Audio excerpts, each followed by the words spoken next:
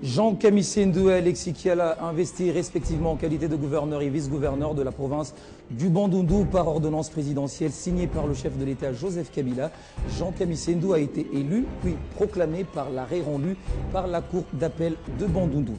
C'est peut-être les débuts des mesures courageuses pour assainir le secteur aérien en République démocratique du Congo. 29 avions resteront cloués au sol.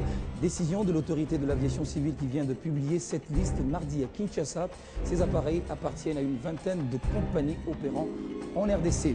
Et puis un colloque international s'est ouvert ce mercredi dans la matinée à Kinshasa. Vue d'Afrique, francophonie et gouvernance mondiale. C'est le thème de cette rencontre, la pertinence de ce colloque avec la représentante du chef de l'État à la francophonie. Vous l'écouterez dans ce journal. Essentiel de l'actualité, merci d'être avec nous sur Télé 50 pour cette nouvelle édition du journal. D'abord, cette information rendue publique par l'agence congolaise de presse. Le président de la République, Joseph Kabila, a signé mardi une ordonnance portant investiture du gouverneur et vice-gouverneur de la province du Bandundu. Au terme de cette ordonnance, Jean Kamisendo et Alexis Kiala sont investis respectivement en qualité de gouverneur et vice-gouverneur de la province du Bandundu. Leur élection a eu lieu le 30 avril dernier par l'Assemblée provinciale. À l'Assemblée nationale, les membres des commissions permanentes ont été présentés en plénière ce mardi. Sur les 7 élus, une femme seulement a été votée. Au nom de la parité, les femmes ont fait bloc pour une représentativité en respect de 30% consacrée à la Constitution et le règlement d'ordre intérieur du Parlement. Fabien Lumbala et Doudou Tchamala. Le rythme s'accélère à la Chambre basse du Parlement sous la présidence d'Obemina Kunjalan-Joko. Après la composition des groupes parlementaires, ce mardi, le président des commissions permanentes de l'Assemblée nationale ont été présentés en plénière. Les divergences conciliées par l'action du bureau, les députés de l'opposition et de la majorité se retrouvent dans ces commissions pour travailler, ainsi servir d'organes techniques de l'Assemblée nationale.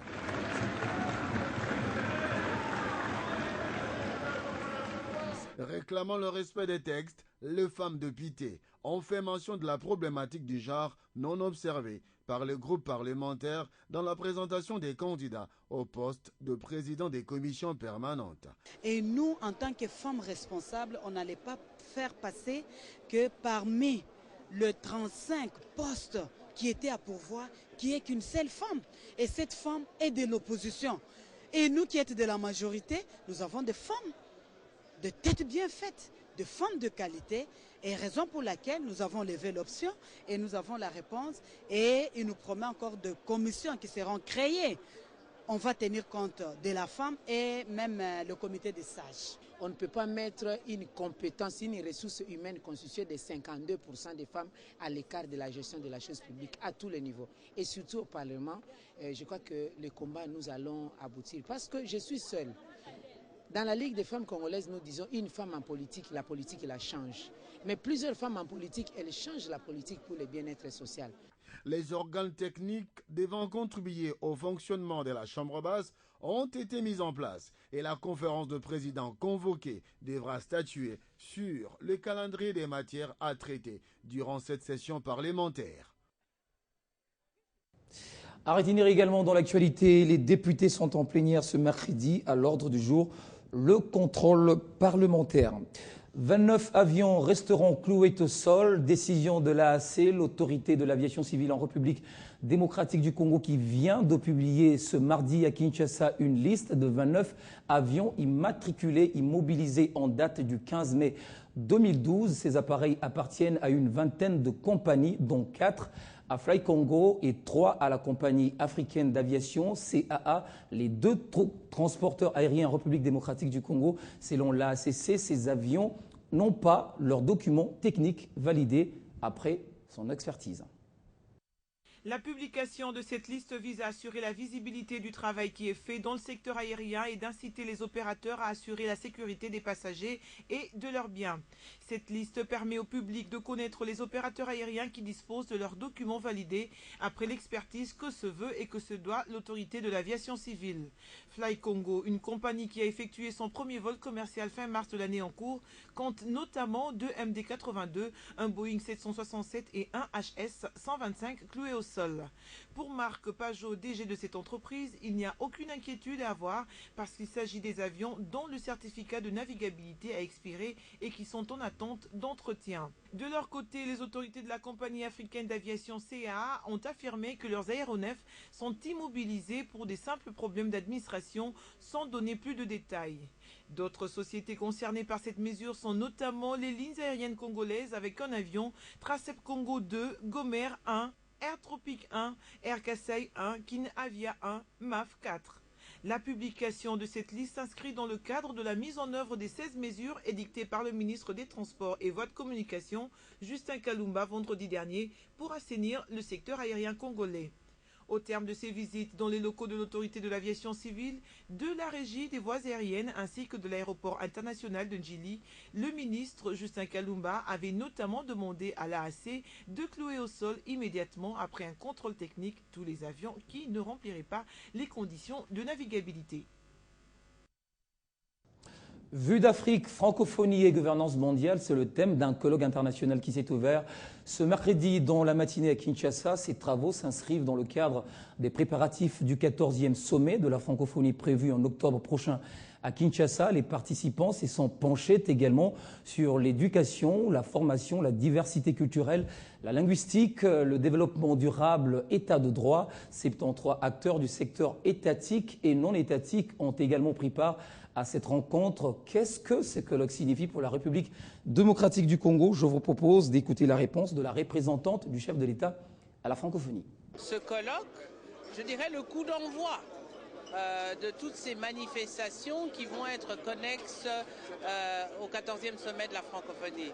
Mais ce colloque revêt une importance particulière puisque nous avons choisi comme thématique du 14e sommet les enjeux environnementaux et économiques face à la gouvernance mondiale. Or maintenant, je dirais que ces enjeux vont être vus à travers le prisme africain, à travers le regard d'Afrique, à travers la réflexion qu'on veut innovante, la réflexion africaine, et il se trouve que ça va se passer chez nous. Et personnellement, en tant que présidente du comité de rédaction de tous les textes qui vont être le soubassement de ce sommet et qui vont permettre la réflexion des chefs d'État et arriver à une déclaration commune, eh bien, tous ces textes vont être enrichis par la réflexion originale qui est la réflexion africaine qui va avoir lieu ici. À Kinshasa, les transporteurs privés ont repris leur activité ce mercredi.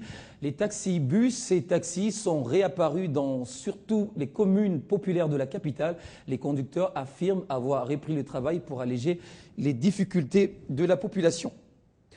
En province, au Kasaï occidental, la délégation parlementaire conduite par Clément Kankou et Zachary Bababasoué a fini sa mission. L'objectif était de statuer sur les conflits qui a opposé les populations de deux provinces du Kasaï dans les territoires de Dibaya et Kabea-Kamwanga.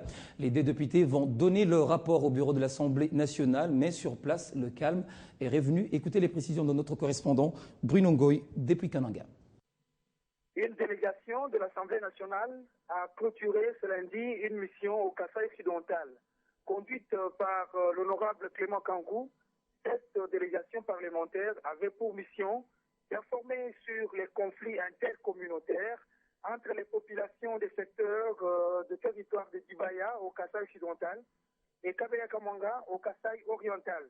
Au total, 5 députés nationaux, dont Kankou Clément et Zachary Bababasoué, sont revenus des territoires de Dibaya et Kabea-Kamwanga où il y avait des conflits de limites de terre et de champs, surtout à Tenda où ces conflits ont dégénéré. Les honorables qui ont écouté les administrateurs des territoires, les populations de ces coins, les chefs de secteur, ont dit à la presse qu'ils réservent la primeur de l'information au bureau de l'Assemblée nationale. L'honorable Clément Kankou a ajouté que l'essentiel est fait, sa délégation a toute l'information sur ces conflits. Ils ont profité de l'occasion d'assister au centenaire de l'Église catholique, manifestation organisée à Dibaya. De Kananga, Louis Chingoyi Sembele et les 50. Merci Bruno pour toutes ces précisions. En Égypte, 50 millions d'Égyptiens élisent depuis ce matin un nouveau président, 15 mois après le renversement d'Hosni Moubarak. Un premier tour de la présidentielle disputé par 13 candidats. 4 d'entre eux se distinguent, dont 2 islamistes, un libéral et un ancien militaire. Les bureaux des votes ont ouvert leurs portes à 8h, 6h GMT et fermeront à 20h, 18h GMT selon la télévision nationale égyptienne.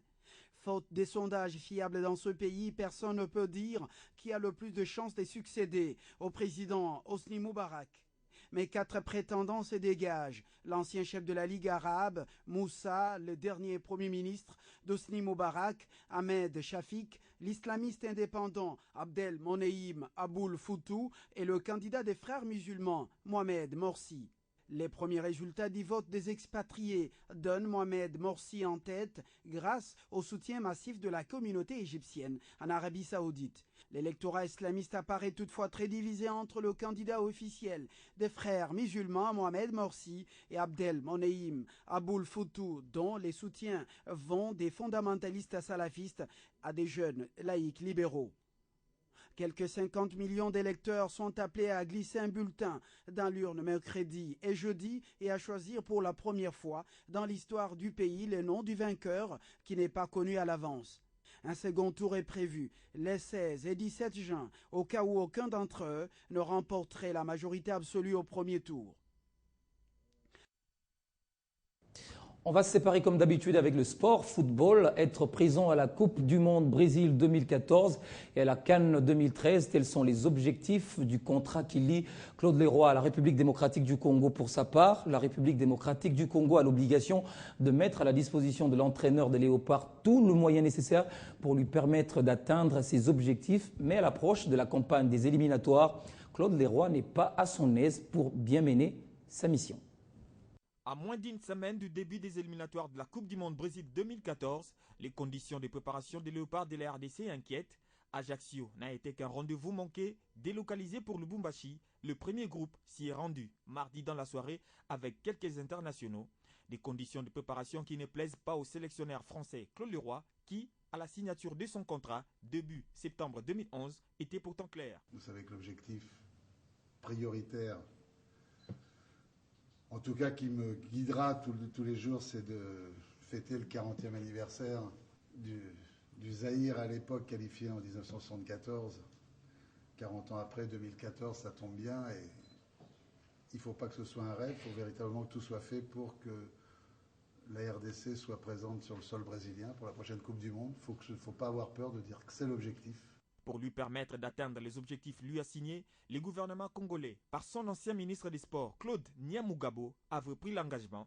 Il restera en République démocratique du Congo tant que son contrat le lui permet et tant qu'il répond au contrat, qui est un contrat d'objectif et il le sait.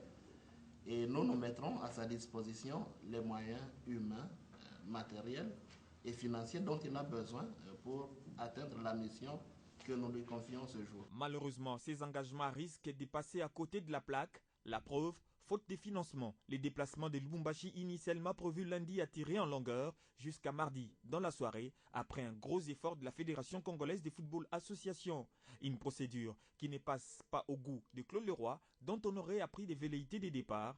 Ces situations risquent d'une manière ou d'une autre de compromettre l'effectivité du retour de la République démocratique du Congo au grand rendez-vous du football sur le continent et à travers le monde. Voilà, c'est la fin de ce journal. Merci de votre attention. Toute la rédaction vous refixe un nouveau rendez-vous dans moins d'une heure, mais la revue de presse, c'est tout de suite.